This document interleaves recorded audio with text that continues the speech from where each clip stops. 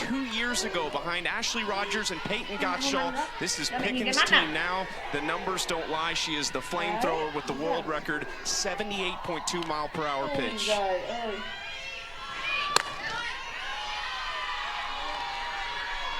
This is outside to Nadia Barbary. What stands out about Carlin Pickens? What doesn't stand out? I mean, this is an arm. This is a young woman that we're going to probably be talking about for the majority of this broadcast. The heat that she has, she broke a record for our sport with the fastest pitch at almost 79 miles an hour. That was against the University of Arkansas back on March 24th.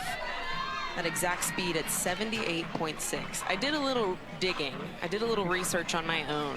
That reaction time at 60 feet is 0.423 seconds. Do you know how fast a blink of an eye is? I'm assuming close to that. It's about 0.5. Oh my goodness. So just under a blink of an eye. That is quite a reaction speed that you're going to have.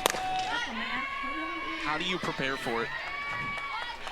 A lot of reps. I mean, even talking to Coach Sam Ricketts, head coach here for Mississippi State, she said, I set up some machines. We cranked the heat up to 79, even juiced it to beyond that to prepare mentally and physically for what they're going to see at the plate. See how Mississippi State can handle it. Nadia Barbary at the plate, jumps ahead 3-1. So the first pitch swinging from Sacco for a base hit. Sam Ricketts has to love seeing that from her superstar center fielder. And now Barbary working the count against Pickens. Ground ball left side, that gets through into left field. Sacco turning on the wheels and she runs into third. Barbary able to take second. Fantastic start for the Bulldogs on the road. Already a hot start here for Mississippi State. You know, this is a discussion that you and I had. Knowing what Mississippi State does, right? Just offensively, the body of work that this team has put together, I think that something they knew they were going to have to bring coming into Knoxville was aggressiveness off the top. The very first pitch they see early in counts, they have to be able to swing in the strike zone, and that's exactly what they're doing. Strike one to Kylie Edwards, the shortstop, who got off to a pretty slow start this season. Had 5 hits in her first 30 at-bats. Since that point, she has hit .391 on the year. She's added some great power this year with 7 home runs. She falls behind 0-2 to Pickens.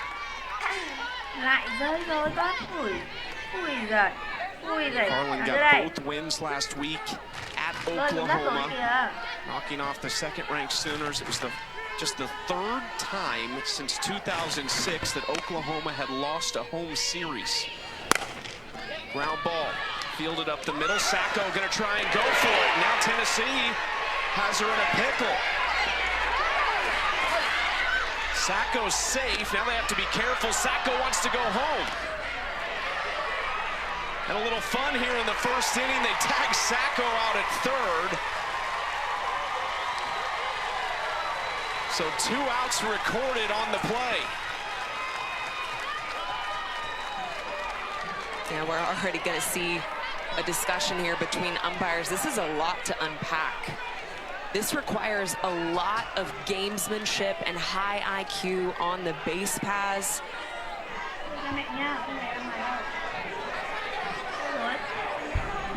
Wondering if Sacco was asking for obstruction there. I think there's going to be more to this than just what meets the eye. I have a feeling the discussion between umpires is going to be something of that sort.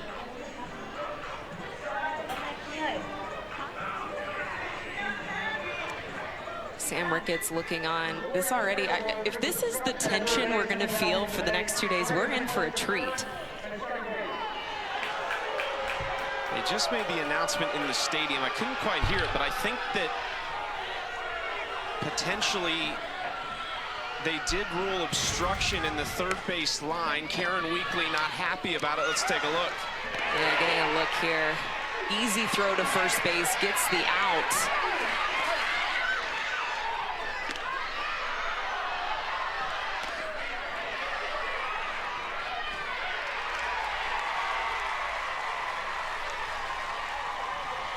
So I think the thought is maybe that Panel at third base didn't have possession of the ball standing in front of the base.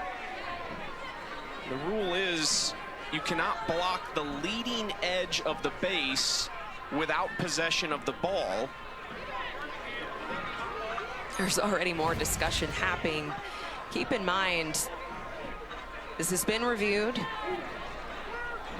The call on the field is obstruction. And Karen Weekly already coming out onto the field to have another word with the umpiring crew. There's two. Yeah, so there is no leading edge there at third base. Taylor Panel fielding, receiving that ball is in front of the entire front edge in the running lane. I think that's why that call was made. So runners on second and third. There's one out. This is popped up, angling toward the stands, but does stay in, and it's caught over there by Panel. So a nice response from Pickens after the little delay. Aren't you excited? We got our first obstruction. Can we get that out of the way? Can we get that out of the way?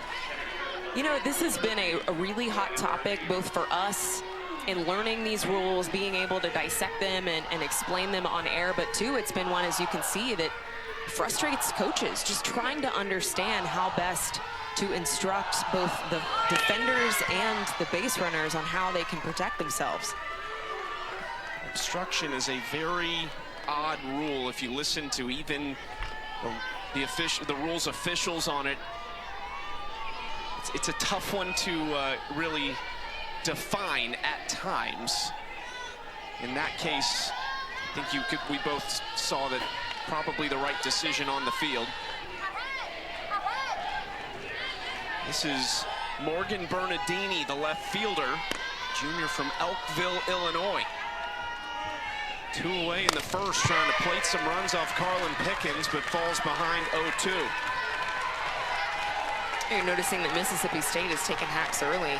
When you're facing some speed like Pickens, I mean, mid-70s, she's got to change. She can move the ball. Probably the best couple pitches you're going to see is early, until she shows you something different. How about that? Pickens fired up, a little off speed for out number 3. One of the nation's best Today for ILG, it's relief that from the Sooners, but they'd like to see those 2 bats get it rolling again. Morgan was really good against Arkansas 2 weeks in this stadium 2 weeks ago. That hops up off Edwards and not going to get Morgan. Likely going to go down as an error on the shortstop, Edwards. We talked a lot about Carlin Pickens and what she has done, but Raylan Chafin, a fantastic story from Bossier City, Louisiana, transferred from LSU, has dealt with so much this year and is having a career year leading the way for Mississippi State.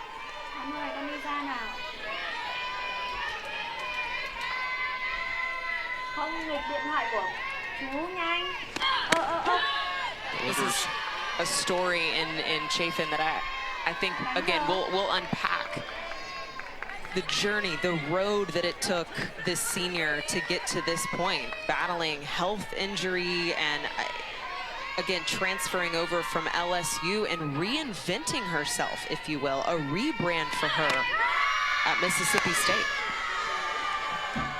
Raylan Chafin said Starkville was her second visit she went on after she went in the transfer portal and canceled all of the rest. Said working with Mississippi State pitching coach Taryn Moe at McKinney, one of the best experiences of her pitching career. You mentioned the more off-speed this year from Chafin. Makes sense when you're working with one of the great change-up pitchers in the history of college softball. It was cool to hear from Sam Ricketts about the impact and the impression that Taryn Moe McKinney has made on Chafin just in a few months of being together. Definitely throwing more of the off-speed, seeing her work a little bit less of that curveball and establishing more of the change of speeds. That's that one get into the dirt. Blaine couldn't scoop it up, so Savia Morgan, who's got a ton of speed, is now on second base for Kinsey Fiedler. Well, you saw the short game of Morgan just eat up Edwards at shortstop. That is a a pair of legs with 22 stolen bases on the season, you can't afford to have a single misstep, whether that's behind the plate or fielding a ground ball. She's going to apply pressure with the speed. Anything here from Fiedler. Base hit into the grass, you would assume scores Savia Morgan. 2-2 pitch. Fiedler lays into this one deep to right field and stays fair. A home run for Kenzie Fiedler, who was 0 for 10 at Oklahoma last weekend. Starts her series off with a bang.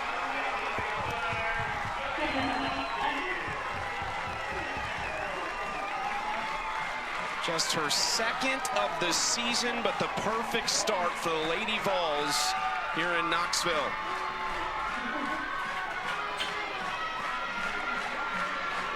You know, this is one of those athletes coming over from Washington, 3 years spent at Washington, transferring in to Tennessee, that Karen Weekly said, I am just so pleasantly surprised at the talent of this young woman. I didn't know she was going to be this good. I knew she was good, but dang, she is talented. Hit 11 home runs in 22 as a freshman, had 7 home runs last year.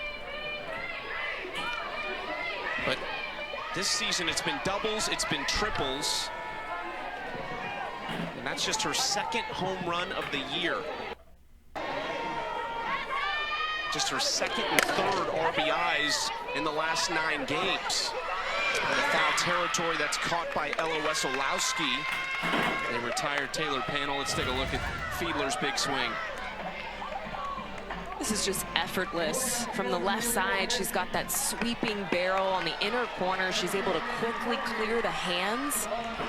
This is power alley. I think immediately off the bat, you and I looked at each other. We knew that this was going to be yard. I mean, that got out in a hurry, sky high. You also got to tip your cap to Morgan, right? A leadoff that sets the table for that. McKenna Gibson at the plate, nobody on, and 1 away from Mississippi State. Or excuse me, this is still Panel. That ball was caught in right field.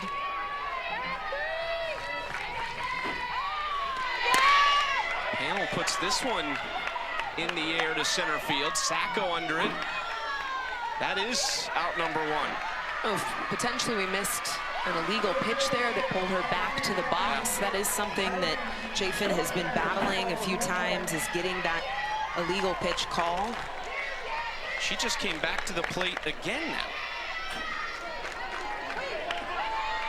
There was an announcement made, and I think it was maybe the same thing.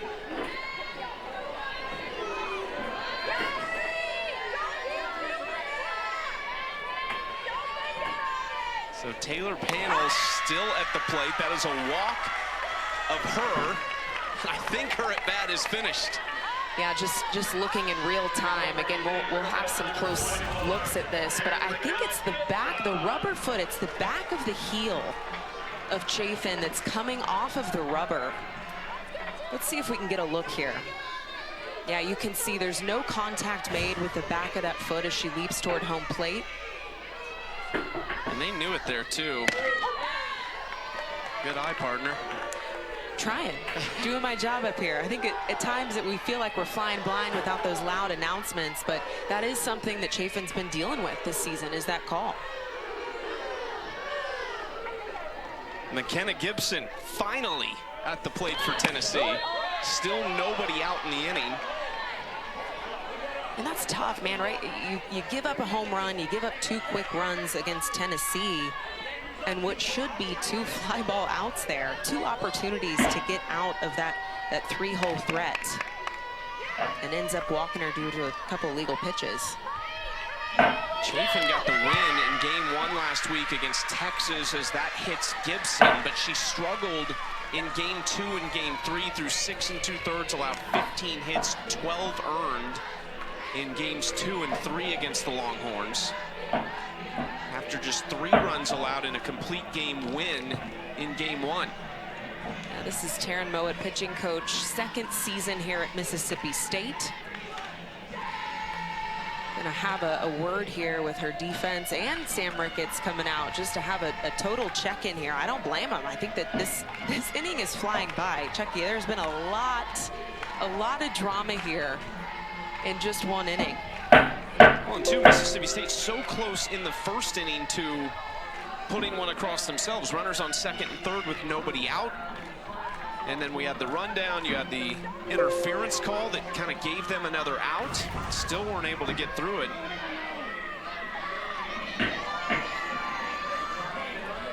That hits the forearm there, just off the Evo shield of the elbow for Gibson. Even if you have the Evo shield, that's still a stinger. Did you wear it? Oh yeah, are you kidding me? Heck yeah.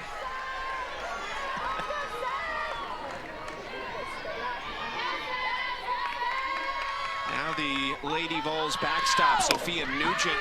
Big weekend for her last weekend, going back to her former school, Oklahoma, and delivering with a monster home run against the Sooners in the 8th inning of their Game 1 win in that series. 9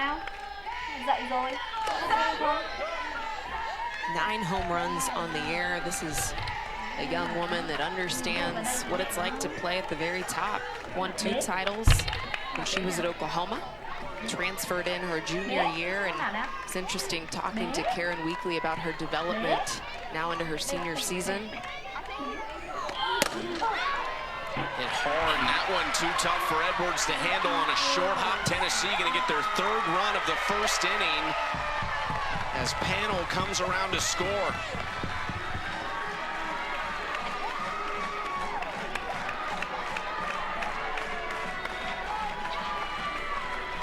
Now waiting to see how this is going to be ruled, but this is a hot shot to Edwards.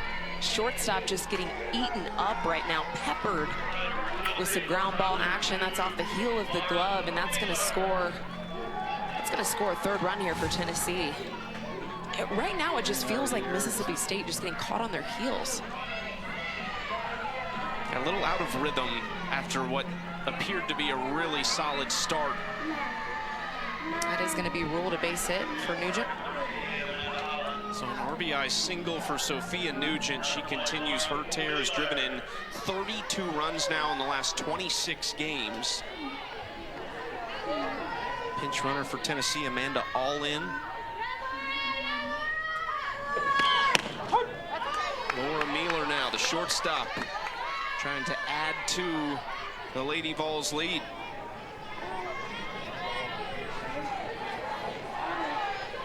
The offense for Tennessee, when you look at the numbers in SEC play, ranked last in average, just a tick under 3.5 runs per game. That's probably the part of the team. If you were looking for something to improve a little bit, it would be on the offensive side. But one thing you saw last week against Oklahoma was the timeliness of their hits. Yeah, consistency's great, but that timely nature of an offense is hard to beat. That is what Tennessee had last weekend in Norman. 0-2 swings through it, and that's out number 1 now for Raylan Chafin. Comes against the 6th batter she faces.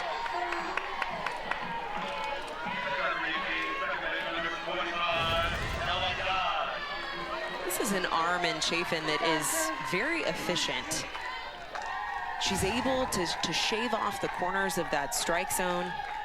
Only 32 walks on the year compared to 132 strikeouts.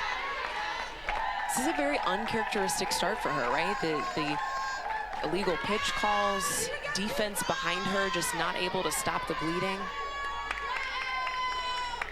This is something Tennessee's been good at all year. That timely hitting, almost 370 with runners in scoring position this year. This has popped up. Nice job to take control by the first baseman, Riley Hull. 2 outs.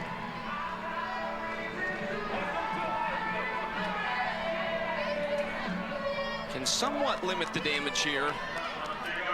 If you can get out of this inning right now. The problem is you're going up against Carlin Pickens, who is arguably the best pitcher in the country right now with a 1.03 ERA on the year.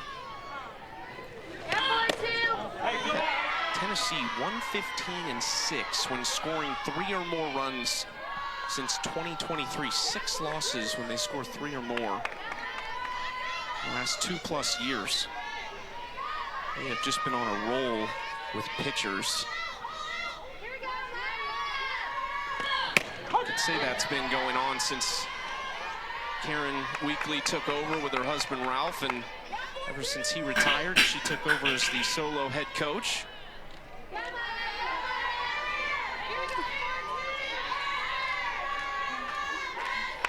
1-1 count to Amaya Doyle, freshman from Carterville, Illinois. Ground ball to Barbary. She steps on third base, and that'll do it for the first inning. But a great start for Tennessee against Mississippi. Mel Chili. A single and a double. But it was the uncharacteristic errors on defense, the illegal pitches in the circle that kind of caught Mississippi State on their heels. There's a lot of ball game left too. Like there's a ton of game left here for both of these teams. Already obstruction, illegal pitches, a home run. What more could you ask for as advertised? Bite your tongue.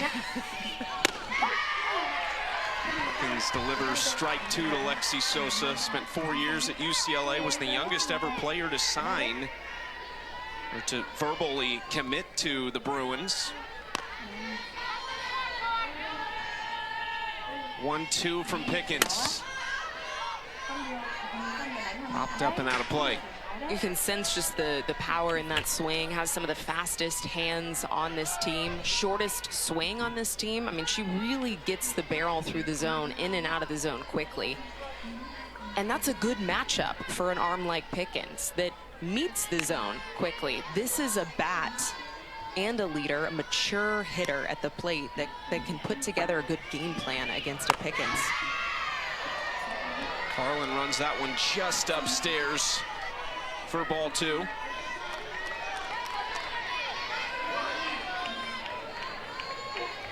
Pickens ranks 6th in ERA in the nation, 8th in hits per 7 inning, 11th in strikeouts per 7.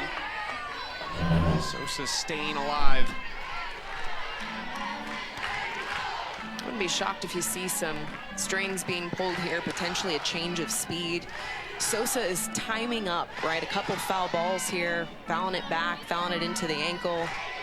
She is timing up the speed of Pickens well, and if I'm Carlin, I'm wanting to change the perception. Round up, hopped up awkwardly toward Ella Dodge, but she makes the play for the first out. That's the thing with the heat of Pickens. While it can be overpowering and can inspire a little bit of fear in the box, if you can barrel up 75 miles an hour, she's supplying the pop. She's supplying the flight. All you got to do is barrel it up solidly. Does anything about your swing or your stride, anything change just to try and get yourself ready for that? You know, I can speak from personal experience, but we also heard it from Sam Ricketts, is that this team is going to have to shorten their swing. They may have to choke down on the barrel or on the grip about an inch or two, maybe getting lower in their stance. Everything about your approach has to become more athletic at the plate. You don't have the ability to take these long, loopy swings that sweep through the zone. You have to be compact, you have to be short, and you have to be urgent to the ball. Big swing there to foul it back for Ella Wesolowski. Actually started the opener but missed the next 15 games with injury. This is still a little bit long through the zone. You can see that barrel gets out and around the strike zone. She gets eaten up on the hands. She's got room to get shorter. Stays alive, reaching out to tap that one foul again. Hardest thrower you ever faced in college? Oh my. I mean, I played with her. Kalani Ricketts was wicked from the left side. I mean, she was just filthy. She's kind of got an interesting arm angle too. Yeah. Pickens freezes Wesolowski, strikeout number 2. She's retired 5 straight after back-to-back singles to start the game.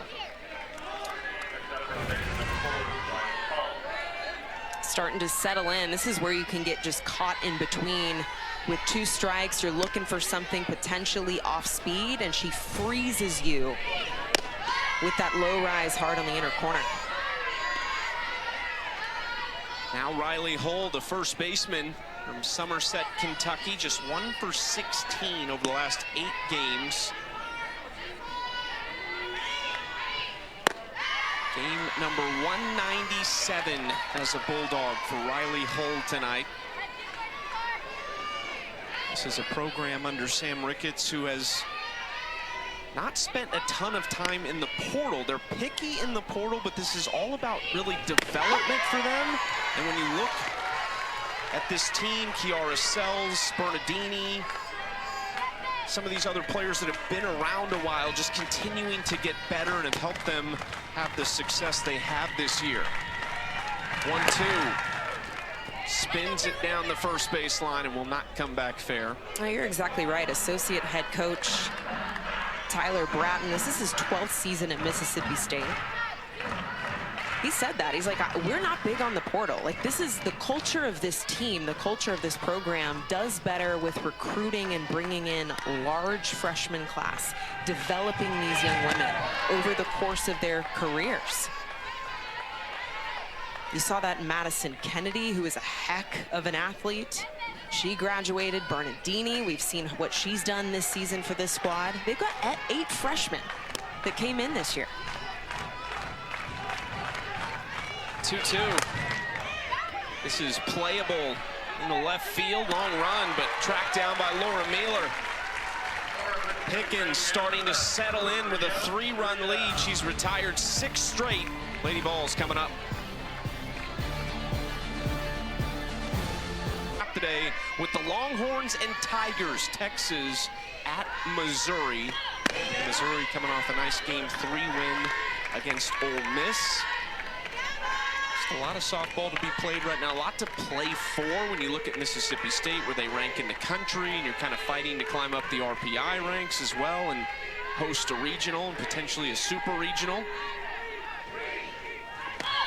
And Mississippi State has their work cut out for them. Just looking at their ranked wins this season, number 13 Texas Tech, number 19 Nebraska. Those were early in February. They took 3 from number 18 Auburn, took 2 of 3 from Bama and 1 from Texas. It's the losses, though, just the ugly losses on the schedule that really has hindered them.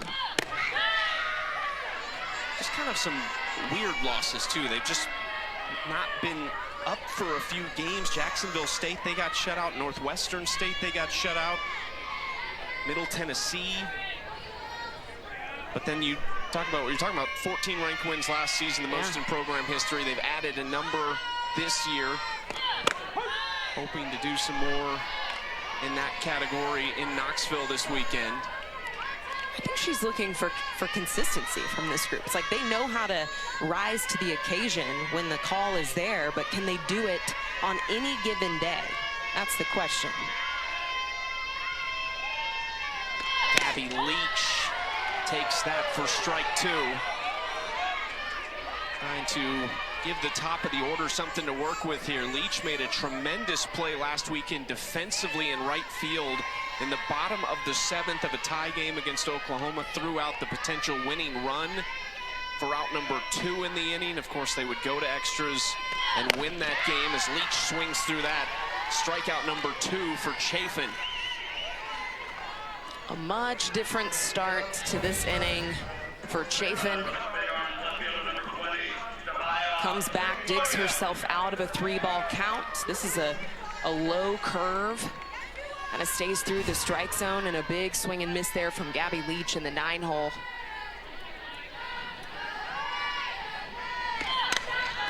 Bunt into foul territory from Savia Morgan, tremendous freshman from Columbia, Tennessee. Yeah, this was the speed back in the first inning that ate up Edwards at shortstop.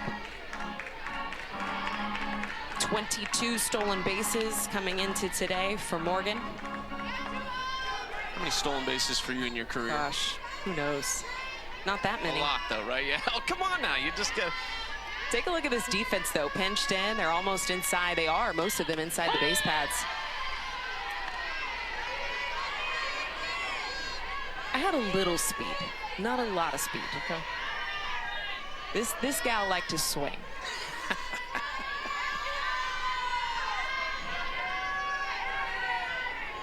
Morgan down 0-2. There's that changeup from Chafin. Back-to-back strikeouts to start the second inning.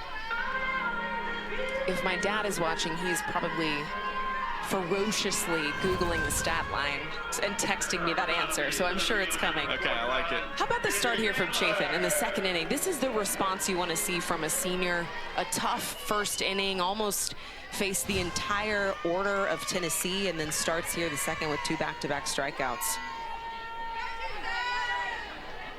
Here's Fiedler. 2-run home run in the first inning, just her second of the year. Guys, he's Googling me right now. He is searching it himself. The people need to know now. The people need to know.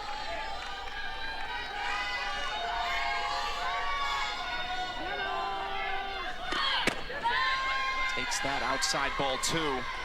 We haven't seen any more of the illegal pitch calls. She's starting to figure out that back foot that's on the rubber. Back heel, rather.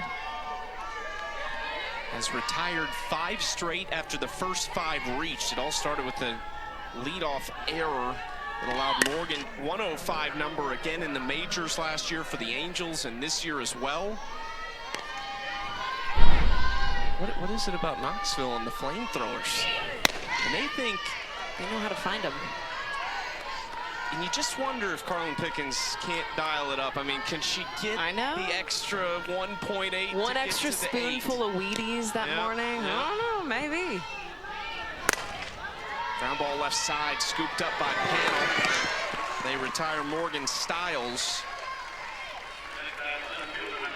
Back to the top of the order now for Mississippi State. 7 straight retired for Pickens after the first 2 got on. There's been some legendary arms that have come through Knoxville. Monica Abbott, you've been on the call with Monty. She actually told me this week just how much has to go right for that number to come up on the radar guide. That's a good point. Yeah, your health, like your body has to feel good, your stature, your strength, your fundamentals, the work in the strength room. I mean, she's exactly right. There are a lot of things that have to be just perfect for that number to be what it is. Karen Weekly talked too about how difficult it is really to gain every mile per hour over 60 is just so hard to raise the bar to, and she gave a lot of credit to Tennessee's pitching coach Megan Rhodes Smith in her 5th year. Look at the stride. I mean, she's almost out of the pitching circle. I think a lot of thing that we don't see enough of is even before the pitch is thrown. She's got that wide stance, that back leg pretty far behind the pitching rubber. She just takes up a lot of space. Uses a lot of leverage in her lower body. This is as good of a matchup as you'll see all weekend. Pickens wins the second battle with Sacco, her 3rd strikeout. So it's 1-1 between those 2 national superstars. Continuing to do her thing. Pickens has been working both up and low in the strike zone. It's so hard to be able to pull the barrel, to hold back on this pitch when you're facing this type of speed. You know, Pickens came into this program throwing about 70 miles an hour, and she has gained 5, 6, sometimes 7 miles an hour consistently. And Karen Weekly said it is good old-fashioned hard work. I mean, there's no other explanation than that. She works her tail off. Barbary off the end of the bat to deep left center field and caught at the warning track by Fiedler. 1, 2, 3 inning. She's going to mix it up too, and so we need to be able to adjust, knowing that she's going to mix in that off speed more, particularly second time through the lineup. So I'm looking for us to kind of lock in a little bit better on our plans. There was a lot that happened in the first inning, an uncharacteristic outing defensively, I think, for your group. Can you describe the conversation you had coming out into the circle that inning? I mean, really, it's just getting back to playing Mississippi State softball. You know, not making Raylan get extra outs and, you know, playing solid defense behind her. I think that's always the goal for us, and just not being rattled by, you know, whether it's illegal pitch calls or some errors on the field behind us, but finding a way to pick each other up. Thank you, Coach. Appreciate it, Coach. Good luck. Thank you, Hell State. Samantha Ricketts led Mississippi State to their first ever Super Regional in 2022. That was that tremendous trip they took down to Tallahassee against number 2 Florida State, where they knocked them off, advancing to their first ever Super. And this is a team that I think, based on what we've seen this year, you don't want to see them in your regional, whether they are hosting or not. You certainly don't want to see them as a number 2 coming to your place. No. It feels like Mississippi State really starts to put together the final pieces towards the end of season. They get hot at the right time. You notice, for those of you tuning in, how calm Sam Ricketts is. That is how she is all the time. She is so level-headed. She is very in control. She is the calm waters to this program, and she's not scared to admit that. Yeah, I'll get jacked up every now and then, but she is very even keel for this program.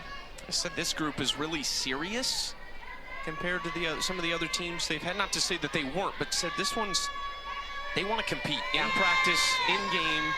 This is a very serious business-like group. But especially in moments like that where the game feels like it's really fast. Thinking back to that first inning, there was a lot that happened. Error, a couple of illegal pitches called, and again, that calm nature from her. Just to come out and steady this defense and steady Chafin in the circle. Taylor Panel leading off for Tennessee. 1-2 count from Chafin. Panel into right field. Long run and a great catch out and right by Wesolowski. Fighting the sun in right field, but tracking it down for a loud out number 1. I tell you, Chucky, that is the hardest play to make as an outfielder. I don't say wow lightly, because this ball is right in front of her. She's trying to make a decision with her body. Do I dive to the side? Do I take a figure 4 slide to catch this? You mentioned it, the sun. She's got the shades on. Grass is a little sticky and finds a way to glove this ball. That's a heck of a catch there in right field. That makes it 7 straight retired now for Chafin, as both of our pitchers have settled in, and I think this is more of probably what we expected from this matchup. Yeah. McKenna Gibson now at the dish for Tennessee, hit by a pitch. Her first trip to the plate. From Santa Clarita, California. Watches the off-speed pitch for strike 2. Yeah, she missed 2 weeks of this season due to an upper body injury and has had to work her way back to getting to full health, full potential, but she is back. Such a steel trap mentally for this group. I think a lot of this team looks to her for that calm and steady nature. It's really been good in SEC play too. Quick conversation here, maybe looking at the pitch calling system. Exactly, there's that device you can see on the wrist. She's getting pitch calls. I think maybe an error or something, needed to make a swap with Hull at first base.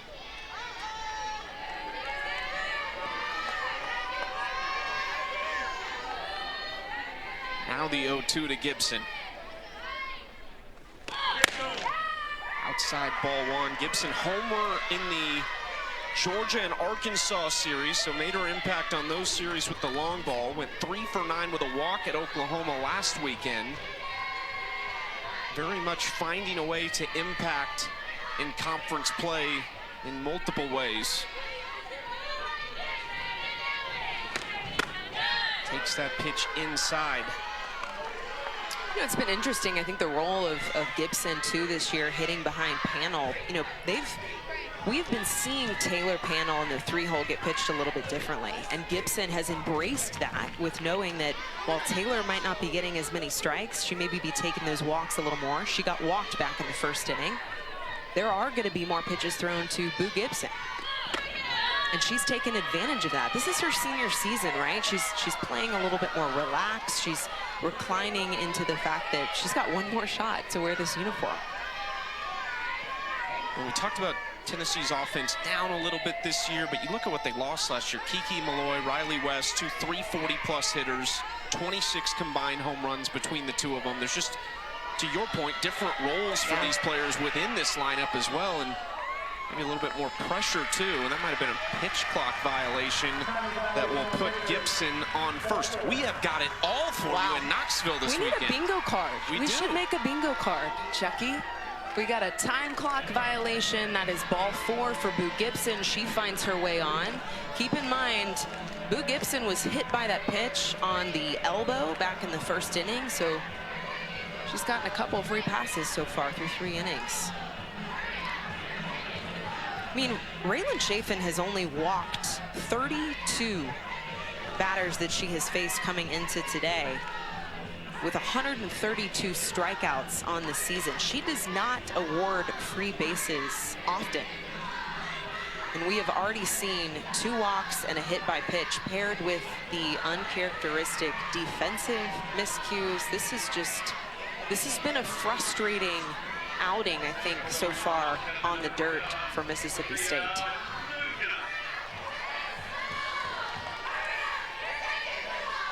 Now Sophia Nugent takes a big cut to foul it back for strike 1.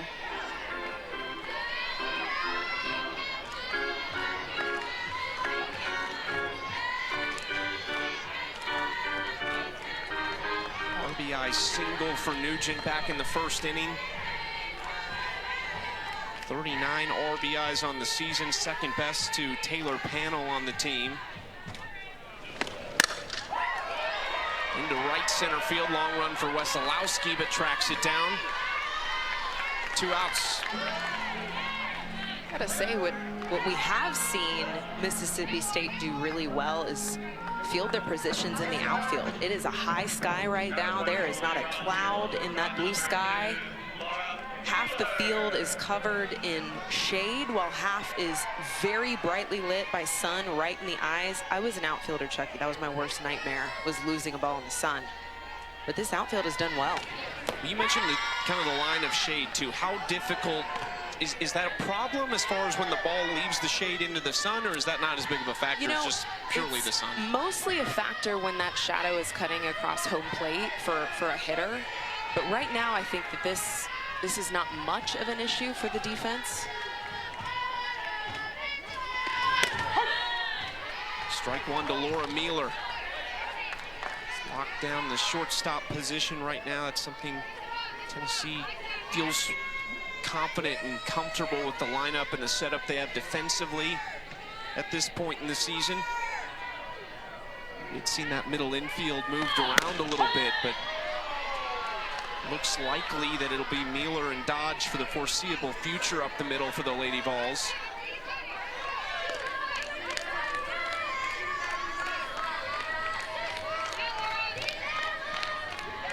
Mueller down 1-2. Ground ball up the middle. Edwards couldn't glove it. Got a piece of it. It goes into center field. Gibson up to third, first and third now with 2 away. There is one part of this game, Chucky, that I will always take the opportunity to highlight, because when it's done well, it can win you ball games, and that is base running. McKenna Gibson never put on the brakes. She sees this ball in front of her, sees the diving effort from Edwards, and rounds second base without ever pumping the brake pedal. Grabs an extra 60 feet there, and now all it takes is a base hit here. Even looked like Styles, because of that, kind of looked up, and that's what caused her to miss that ball and allow it to run. Might have been a play at third. That sets up Gibson 60 feet from home. Mueller on first base for Ella Dodge.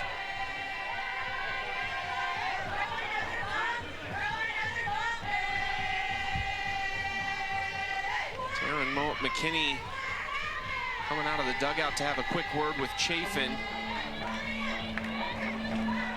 This is a big two-out opportunity here for the freshman Ella Dodge, who has been tremendous this season. Enrolled at Tennessee back in January of 2024. She had to sit out last season. And here she is. Her debut in the baby blue and the orange. She's been flawless this year. 3-run go-ahead home run to win the Oklahoma series last weekend in Game 3. The 5 runs they scored in Game 3 in Norman all came with 2 outs. They didn't have a runner on with 2 outs. Got a 2-out walk and then some timely hitting to go with it. Finished off with a 3-run shot by Dodge, her 5th home run of the season. Tennessee 2 for 5 with runners in scoring position tonight. You know, this is a fearless freshman. That was something Karen Weekly told us, that, you know, when Ella Dodge makes mistakes, it's only because she's too aggressive, and she's okay with that. Coach Weekly is okay with that. She gave us the saying, and I wrote this down: I'd rather say whoa than go. I'd rather pull you and rein you back in than have to pull out more effort and more aggressiveness. She does not have that problem with Ella Dodge. Yeah, really excited about the freshman class. Mentioned some names that we haven't seen play a ton, but really likes the future of the program with this freshman group.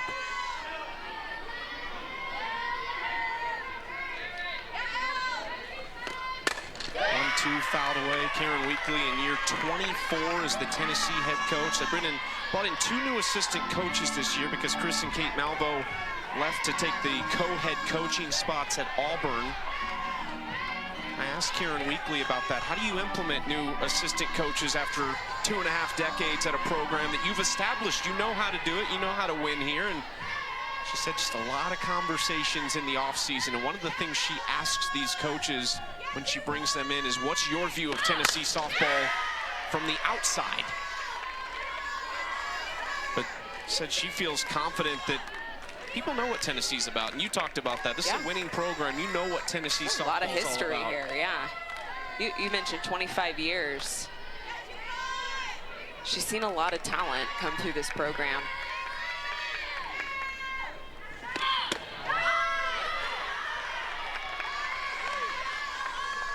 Two count now to Ella Dodge.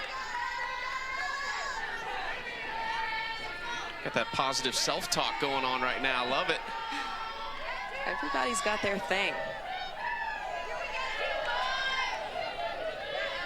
There's an intensity to Ella Dodge right now in the box. Chopper, tough play, and that's going to be an out there as Laura Mueller ran into Morgan Stiles. I can't make that call, but it is unfortunate, a base running error to that degree. She was booking it down the line. You have the throw kind of maybe off balance running forward, but nonetheless, here we are, top of the 4th. Carlin Pickens back out there. Was that on your bingo card? We need to have a... It's true. That's just added to the list. I am seeing many things. This is like game 10 for me this year, and I've not seen a lot of the things we're seeing in the first 3 innings of this series. We've had a rundown, a couple obstruction, a couple illegal pitches. What else have we had so far? Diving catches. Ground ball up the middle. There's Kylie Edwards starting off the 4th with a base hit for Mississippi State. Snaps a 9 straight retired streak for Carlin Pickens.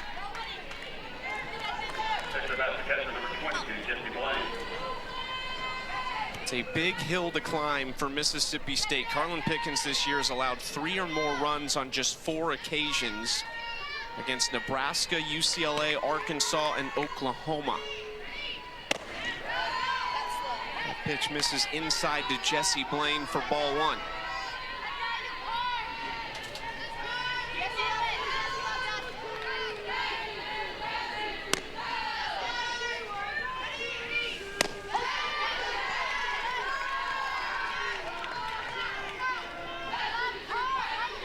I think there is a cicada flying around our booth right now. I wish you guys could see us swatting this thing. This is how out of my area of expertise. Edwards sprints forward to second base as that pitch got away from Nugent behind the plate. Yeah, rare for Nugent, who's been elite at receiving Pickens. You know, we talk a lot about Pickens. Shout out to our stats. He got the bug. I think we're safe now. Heck yeah. We talk a lot about the speed of Pickens, but I think you also got to give credit where it's due for Nugent, who has been an integral part of this battery, who has transferred over from Oklahoma. You know, Karen Weekly said last year, that first season in a Tennessee uniform, still trying to just establish herself or prove herself. On the infield right side for Dodge, one out. And this season has really stepped into her own behind the plate, is commanding. She's using her voice more, even in mentoring and being a voice of reason for that pitcher, whoever's in the circle, unafraid to be direct in her communication, and has just taken charge of this defense. Pickens delivers strike one to Nugent. This is Morgan Bernardini at the plate, who struck out swinging, the first strikeout victim of the night for Pickens back in the first inning. Add the cicada to your bingo card. Into right field, Leach handling the Sun. And that is a laser to third base. Wow. There was never a chance that Edwards was going to try it, but Leach just showing off a little bit out there. That's the arm we saw last week. That is an impressive shot to third base. Right on the money, chest high to panel at third. I mean, what a hose. You live for the moments to make diving catches, and you also live for the moments to show off the gun. That was an absolute dime piece. The crowd liked it. Her teammates kind of turned their heads a little bit too. Look at the transfer too. Quick from the glove to the hand. I mean, there wasn't even a play at third, and the whole stadium roared at that throw. The big power bat now of Lexi Sosa will certainly keep Leach interested out in right field. It's almost like an advertisement right there. Like, don't run on me. Take a look at this arm. I dare ya.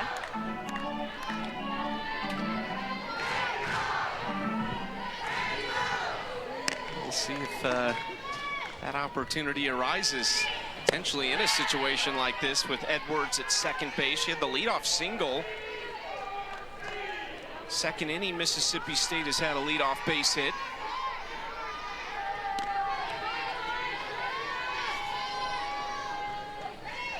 One-two. Sosa way out in front of that pitch. We mentioned the bat speed, right? The fact that Sosa can whip the barrel through the zone with some urgency. Graduate senior, a lot of experience at the plate. A 7-home-run season so far for Sosa. Had just one enter in the year. Pickens gets years. New offices. Open to start this summer, I think, is the timeline. New offices, locker rooms, training facility, the whole works. Kind of a phased out project, but this place is going to be even more special in the next couple years. Loving the way they're starting tonight against Mississippi State. 3-0, bottom of the fourth. 8-9-1 coming up for Tennessee. Amaya Doyle leads things off. We talked just in that interview about some of the offensive changes. We went in depth with Karen Weekly about the offense of this team. I think if you were to look at all of their talent across all three cylinders, offense is where she feels like there's the most area for improvement.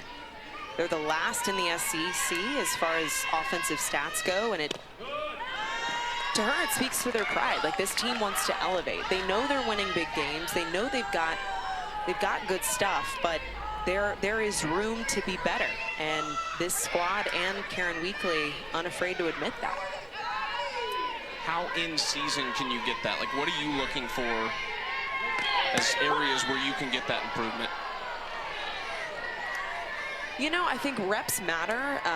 Facing elite pitching and what you do with those opportunities matter. They have an opportunity here in front of them, facing an elite arm in Raylan Chafin. And Karen Weekly said it. I mean, the game plan is there. Do they have the ability to trust it? The more you can strengthen that muscle, the better. Tennessee ranked 6th in the country. These are the two biggest movers in the top 25 this week. Tennessee rising from number 10 to number 6, up 4 spots, and then Mississippi State jumping 3 spots. They lost the series, but they still knocked off Texas and played them very competitively last weekend in Starkville. 3-2 pitch to Doyle. Got her swinging. Strikeout number 4 for Chafin now. And Aaron, when you look at the top 10, and you might be able to go beyond that right now, but the SEC obviously dominant this year. You're going to see a ton of teams in the postseason, maybe all of them. Missouri right now fighting 500, but Texas, Florida, Oklahoma, A&M, Tennessee, LSU, 6 of the top 7 out of the SEC. You obviously played at Oklahoma, won a couple national titles there. As Leach is going to beat that out for an infield single. Well, the fact that you have the 1 seed and the 3 seed right now, at least in the rankings so far, that is a rematch of last year's national championship that joined the SEC this season. I mean, the rich get richer. This is already a gauntlet, the Southeastern Conference, and it only gets tougher. It only gets tougher. Tennessee, you called that series last weekend. The Vols go to Norman. They take 2 of 3 from Oklahoma. Not an easy task. We talked about the environment at Loves Field. I had the pleasure of calling that first game when that stadium opened. It is rocking. It is electric. It is a volatile and hostile environment, especially when you're not the one wearing crimson. And Karen Weekly spoke to that. I mean, it was an incredible venue to visit, to play in. It is hard to go there and win, and they did it twice. Just the 3rd series win for a visiting team in Norman since 2006. Of course, Loves Field, a year and a half old now, 2 years old, I guess you could say. Season and a half, yeah. 0-2 pitch to the leadoff. Savia Morgan watches it outside. The door's open though, right? I mean, Oklahoma, it's funny, we were talking off the air before the game that, you know, everyone's like, what's wrong with Oklahoma? Oh, the dynasty's over. 4 losses, yeah, exactly. So they're still pretty darn good, and certainly wouldn't be surprised to see them make a run at a 5th. But the door is open this year, right? I mean, this is a toss-up for who really might be the favorite.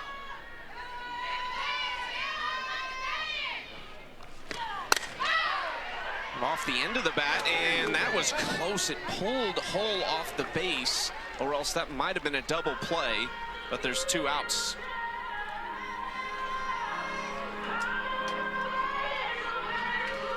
Just doesn't happen. No one goes to Oklahoma and wins a series. Most don't go and win a game, let alone a series. Pickens got 2 of those wins, the SEC pitcher of the week. 12 Ks against one of the toughest offenses in the nation. First road series win over a top 2 opponent in Tennessee history. Karen Weekly, top 10 in all-time wins, 3rd among active coaches. One of the ones she is trailing was in the building last weekend, Patty Gasso, the other Joe Evans, longtime Texas A&M head coach.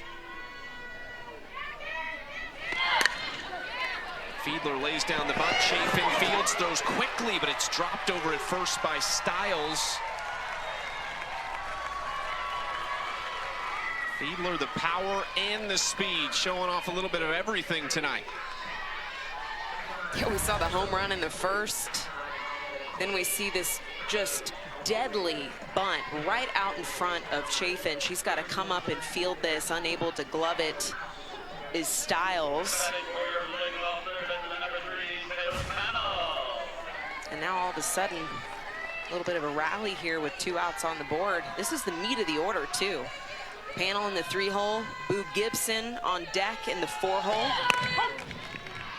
No more dangerous batter in the Tennessee order in SEC play than Taylor Panel, hitting .333, a home run, couple doubles, 6 RBIs, and a .500 on base percentage in conference play. They ruled that bunt a single. For a second, I thought potentially an error on the non-catch, but honoring that speed. Fiedler's 41st and 42nd hits of the season tonight. Second only to Taylor Pannell. You see the ranks in the SEC, 4th in slugging percentage. Tied for 5th in home runs with 12. It's Jesse Blaine's throw to second. That's something you got to watch out for with Blaine behind the plate. Has a tremendous arm back there. That was something Karen Weekly pointed out too. Got to keep an eye on the backstop for Mississippi State and her ability to throw runners out.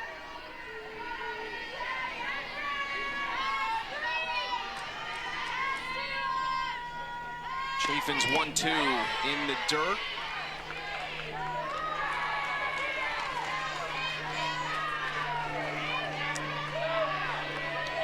Excuse me, that is Wesolowski behind the plate now. It stands true because they both have great arms. We've seen them throw runners out and pick runners off this year. I mentioned Wesolowski was injured in the first game of the season, so she missed some time. I'm happy to have her back.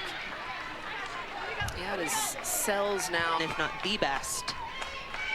And you're on time. Except that, right? Except for the off speed. That is the pitch that we really haven't seen a ton from Pickens this evening. Part of probably just the chess match of having to have some different looks throughout a 3-game series. Got her looking. Carlin Pickens showed her everything that at bat and sits her down for strikeout number 5 of the night.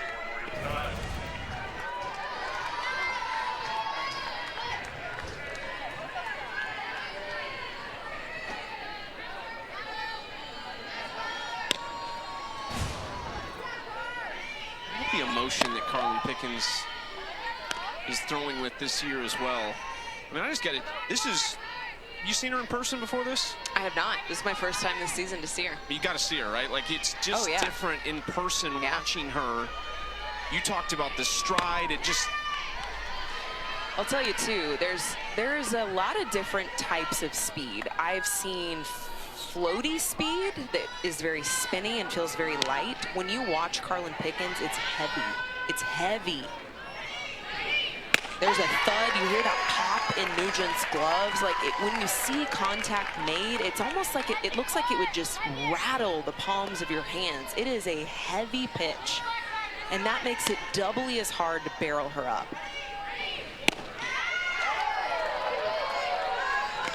Just missed the corner there, and that makes it a 3-1 count to Morgan Stiles in the 9-hole.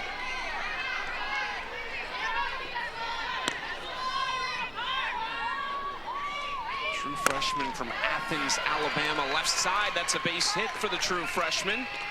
Just the 4th for Mississippi State in the game, but this one coming with 2 outs.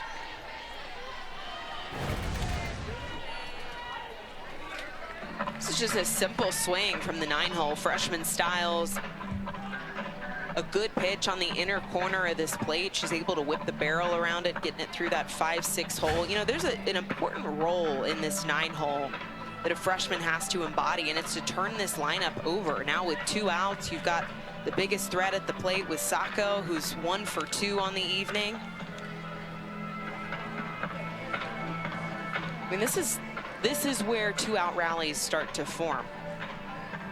Sierra Sacco, as dangerous of a hitter as you could possibly have stepping to the plate. Somebody who could change the game with 1 swing, and is of course in the leadoff role. They just couldn't move her out of there. Sam Ricketts talked about, she's thought about moving her in the lineup because she's such a great run producer, but she's just too elite as a leadoff hitter. Sacco entered her senior year without a college offer in high school, and it was partially because after COVID hit, everybody got that year back. So the offer she had was taken back because teams wanted their seniors to come back for another year if they wanted to. So Sacco ends up starting her career at Louisiana Tech, got the chance to stay in her home state. She's from Marrero, Louisiana. And then Mississippi State came knocking and has spent the last 2 seasons here. Sam Ricketts joked with us on our call this morning. Said Sierra Sacco made the comment to her the other day, said, why didn't you recruit me out of high school? Like, she just loves being in Starkville. And Sam said, nobody knew you out of high school. Now everybody knows Sierra Sacco.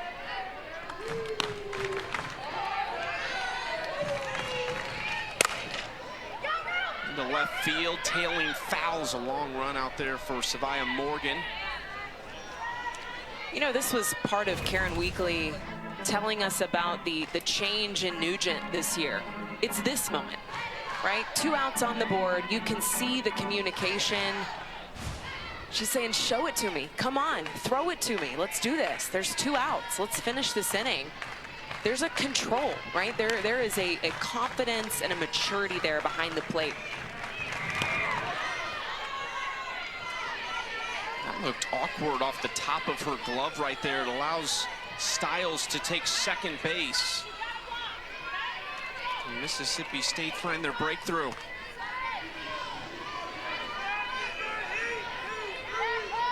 I love the eye makeup too. She's decked out. She is. That's her thing too. Like, she's got a different look every game.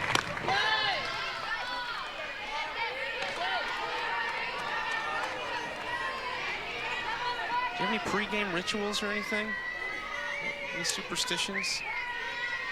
No, I was really not a superstitious gal. I mean, I had a playlist. Okay. I had a playlist that I would rock. Not yet, no.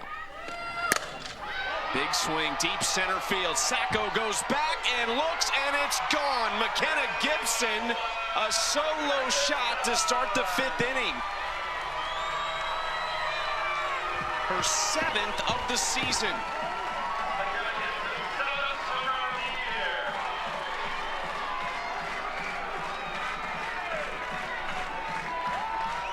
There's so much leadership in this senior. She does such a great job of keeping the game within the game. She doesn't get too jacked up in big moments. She's just even keel. Okay, look at the money flowing. What is flowing in the dugout here? It's like the fashion show walk down the dugout right there that they've got going. It is just so fun to see Boo Gibson do what she does. Just such a stud on this team. 4th-year starter, back-to-back first-team All-SEC nods, hit .350, 22 home runs, 101 RBIs over the last 2 seasons for the Lady Vols, having another great year for them.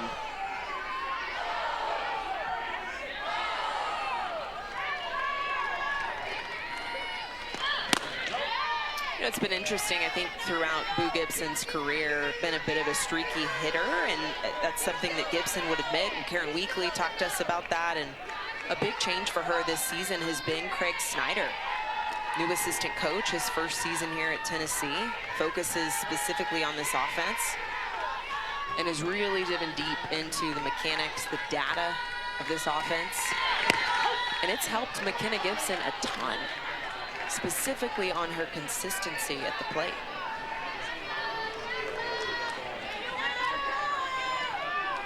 Karen Weekly speaks very highly of Craig Snyder. Last 2 years at Texas Tech as the head coach, said his approach kind of works backwards. As this is hit hard into left center field, and that is off the top of the wall. It's going to go down as a long single for Sophia Nugent. Oh, the off-the-wall single? Oh, yeah, that. It was laced, frozen rope. This was Gibson just a moment ago. The consistency of pop at the plate, that was a challenge that Coach Snyder came in here looking to solve. It's still something that they're looking to shore up. You know, Karen Weekly mentioned to us that just in the past week, she feels like they have finally found a lineup that's solidified. And that's been an uphill battle for this group, and finding their groove, staying in flow at the plate.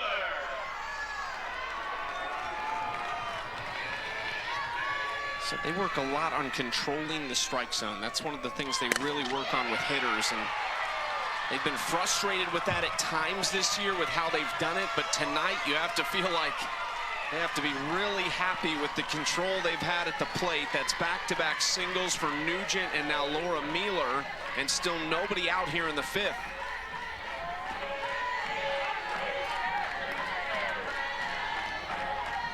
They are starting to see Raylan Chafin really well as this game moves forward, and here comes Taryn McKinney out to the circle again. This has been a Tennessee team that has really been digging into game plan, mindset, and that's exactly where Craig Snyder excels. That is his specialty. There's Craig Snyder right there. Spent a couple seasons as head coach at Texas Tech. Won a championship on staff at Florida State. And now here at Tennessee, he is all mental. I mean, he really hones in on the uniqueness of each one of these athletes and what it takes for them to be the best at what they do. When you see the coaches he's worked under, stops at Oklahoma, Florida State, Texas A&M, and now Tennessee, you understand the kind of respect he has in the game, especially from a hitting standpoint. Yeah. I mean, this game is so mental, specifically hitting. The ability to step into the box, to pivot, to make adjustments in the moment, and I think that it is a very unique approach to focus on the mental aspect of this game. Dodge lays down a bunt this time. Barbary double clutched it, but records the out, goes down as a sac bunt for Dodge and moves two now into scoring position. Where you hear a lot of coaches that hone in on fundamentals or the technicality of, you know, the swing, breaking it down. I mean, Craig Snyder really does focus on what is happening between the ears. Tennessee really feeding off of each other right now in this inning. Solo home run to lead it off by Gibson. Back-to-back singles, then the sacrifice bunt. Now Amaya Doyle gets a chance off Chafin. 0 for 2, struck out her last at bat. Doyle hit a 2-run home run in game 1 against Oklahoma last weekend. That's 3 on the season as a true freshman. Watches that down and in for ball 1.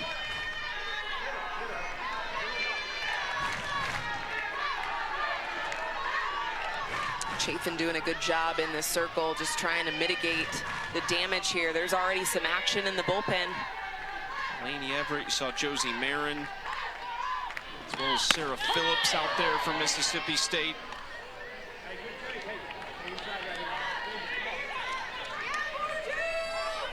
Interesting to see what we get tomorrow as far as a pitching matchup goes. Karen Weekly's kind of the one that's hard to predict sometimes. We saw last weekend at Oklahoma, Sage Margetko started game 1. They brought Pickens out of the bullpen. Margetko started game 2 as well.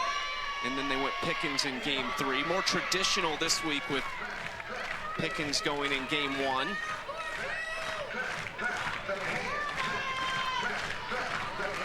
Chafin trying to at least get out of the 5th inning here.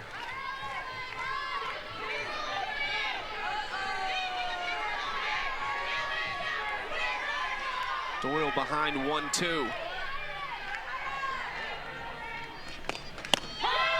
Watches that pitch for strikeout number 5 for Chafin. It's been impressive to see Raylan Chafin in the circle compete even under some pressure here. I mean, despite the first inning, this is a Tennessee offense that has really been quiet at the plate. They have taken pitches that have been over the white of the strike zone. There's a fearlessness in Chafin despite some of the challenge and the pressure she has faced tonight. Now faces the 9-hole Gabby Leach, who's 1 for 2. Trying to keep the 5th inning going. Leach's twin sister Alana is also on the team. They're out of the Woodlands, Texas.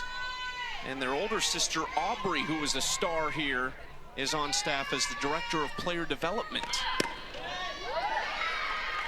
I've seen some changes in the circle from Chafin, just again transferring over from LSU. Based on the numbers here, a little bit less curveball from her, more off speed. Changing speeds has allowed her to get some more ground ball outs, more swing throughs, more whiff rate. And that is Taryn Millen-McKinney. That is her marquee pitch, was that off speed when she threw at Arizona. She is known for developing elite changeups in arms. Back-to-back national titles as a player at Arizona in 2006 and 2007. Saw the changeup a few times in Oklahoma City those 2 years. Leach walks, and that gives Savia Morgan and the top of this order a chance. Styles coming into the circle just to have a word, slow down this moment, try and pierce the momentum that Tennessee could feel here with bases juiced and 2 outs on the board. We're at the top of this order too, Chucky. There's a lot of speed, and Morgan, she's put a ton of pressure on this defense, and it does appear there may be a change in the circle happening. There's also a pinch hitter for Tennessee, Emma Clark, another true freshman from Cleveland, North Carolina, will hit for the Lady Vols, and we do have a pitching change as Josie Marin jogs out of the bullpen for Mississippi State. For all 3 runners, 8 hits, 3 earned runs. This is another arm for Mississippi State that's added an off-speed this year, and compliments to pitching coach Taryn Mowat. You and I talked about this in break. I personally think between these 2 pitching staffs, the changeup is going to end up being a difference maker this weekend. Both have massive power at the plate. This is into left field. That's off the glove of Bernardini. 2-run score. And Emma Clark cruises into second base with a couple more RBIs, her 6th and 7th of her young Tennessee career.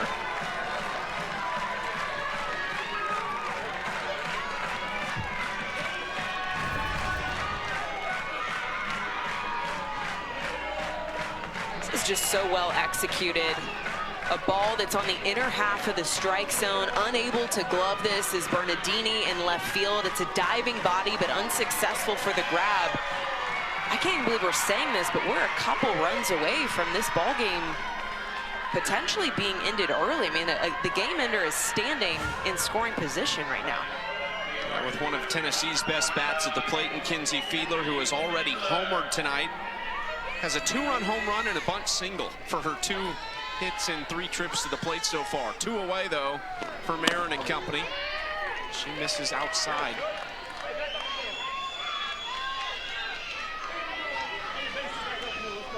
Kinsey Fiedler from Lee Summit, Missouri. 3 years at Washington. Played at the same high school, played with the Missouri pitcher Sierra Harrison at Lee Summit North. Also a track star in high school, all-state in 3 different events. 1-1 from Marin. That runs outside 2-1. Marin not wanting to play anywhere close towards that strike zone against the bat of Fiedler. 2 for 3 so far, just red hot at the plate. That was a cut for strike 2. Bulldogs just hoping to keep this game alive and send it to a 6th inning here. 2-2 from Marin. Hey, Karen Weekly with some hands over at third base off the deflection. Let's take a look back, though. Kinsey Fiedler, 1st inning, 2-run shot. Yeah, this is really what started it all for Tennessee. Started with the error that allowed Morgan to set the table, and Fiedler strikes big, pull side part of the field. And that busted the floodgates open for the Vols.